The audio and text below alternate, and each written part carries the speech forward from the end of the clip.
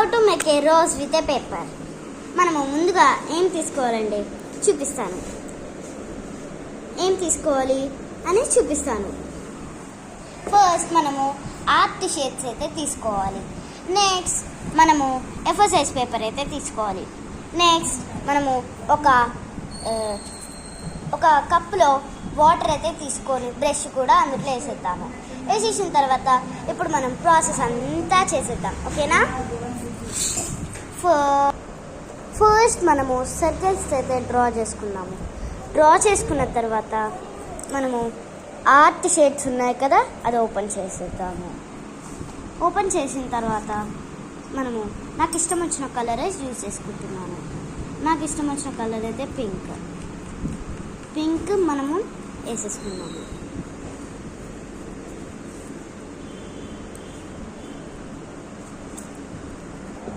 ఇలా చేసేసిన తర్వాత ఇలా చేసేసిన తర్వాత మనము ఇలా కటింగ్ చేసేసుకోవాలి.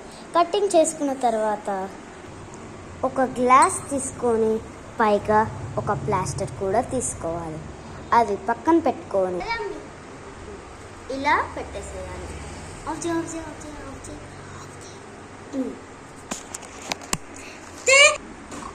ఇలా పెట్టేసేయాలి.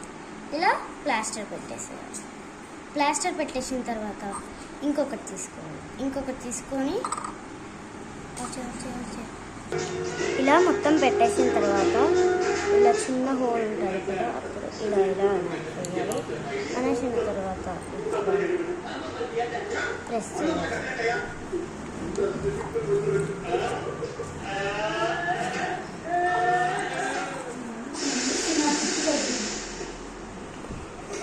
ఇలా ప్రెస్ చేసిన తర్వాత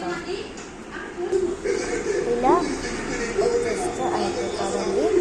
ఫైనల్ టచ్ వచ్చేసి ఇట్లా